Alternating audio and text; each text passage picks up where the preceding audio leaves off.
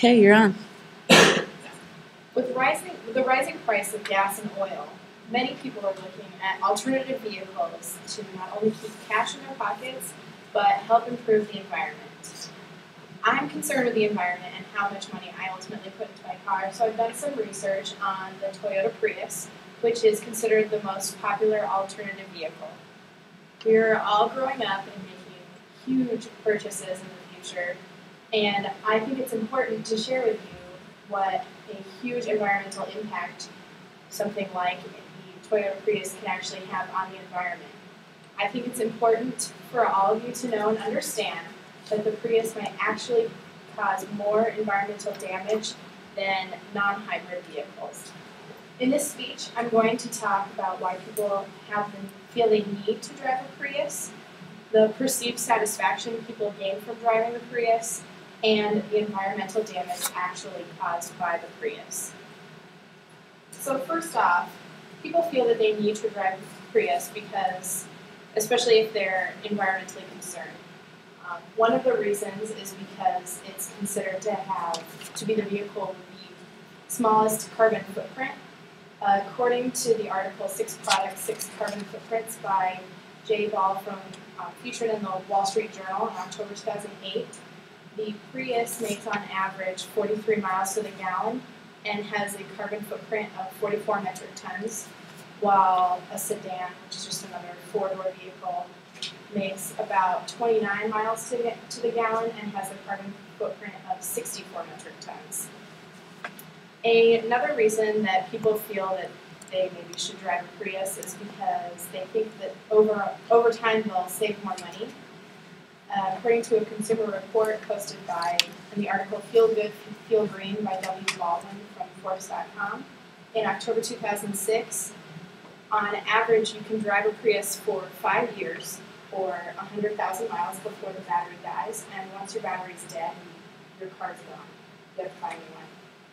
And with your $3,150 tax return, taking the assumption that gas will cost $4 a gallon and remain there, after 5 years of driving your Prius, you only come out $400 ahead.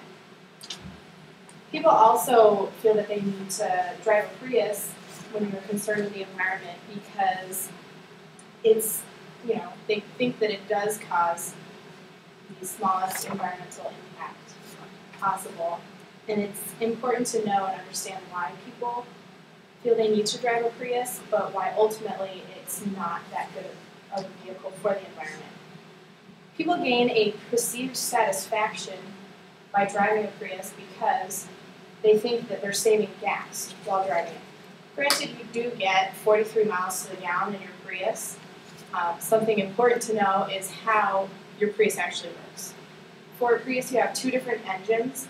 One of them is a standard engine that comes in most cars, 76 horsepower and 1.5 liter gasoline engine, while the other engine is an electric engine that's powered by mainly made of nickel. The battery works like a plug-in system. You can drive 6 miles on average before the charge in the battery is lost, and the gasoline engine kicks in, applies gas to the electric engine, and then you can go another 6 miles. Also, every time you come to a complete stop in your Prius, the gasoline engine has to kick in to accelerate your car from 0 to 30 miles an hour, which that's where most cars use the most gas, is that accelerating from 0 to 30. So ultimately, you still use a lot of gas while driving your Prius, and that's according to the article 2010 Toyota Prius Plug-in Hybrid Prototype featured in Popular Mechanics in October 2007. Most people buy a Prius for the self-satisfaction they gain from helping the environment, but W. Baldwin said by looking at the hybrid's steep price tag, it's a signal that directly or indirectly it consumes a lot of the Earth's resources. Ultimately, another reason that people drive a Prius is because of that financial savings, but according to the article Environmental Damage featured in Science and Technology News in March of 2007, on average, factoring in gasoline and how far you can drive your car. Your Prius is going to cost $3.25 a mile, where a similar car, the Toyota Scion XB, makes you spend about 48 cents a mile, which is a lot cheaper. I've been talking a lot about why people view the Prius as being a great vehicle, and ultimately it's not. You know, people look at their vehicle and think that they're satisfied, when really they might not be getting that satisfaction that they desire from their car. And the next thing I'm going to talk about is giving you a visualization of just how much damage the Prius really causes to the environment. Earlier I talked about the battery, the second battery, the electric one made of nickel. This is how much environmental impact is caused by this single battery. The nickel that goes into the battery is mined in Sudbury, Ontario in Canada. There's so much acid rain and erosion around this plant that NASA has actually been testing moon rovers in this dead zone.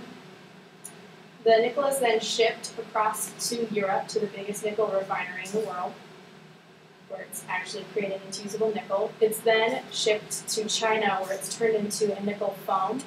Then it's transported to Japan, where it's actually installed into these batteries and then installed into the cars. The cars are then shipped to Los Angeles and then distributed across the United States, creating a complete all-around-the-world tour to make this single car.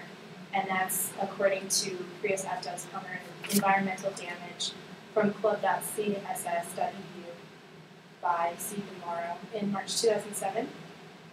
And something I found interesting was that the newest model that they're creating of the Prius, the 2010 model, they're going to increase it from being a 1.5 to 1.8 gallon vehicle with a top speed of 106 to 120, which is according to green credentials overtaken by Drive for American Sales as Toyota soups up the Prius, featured in the London Times in October 2008.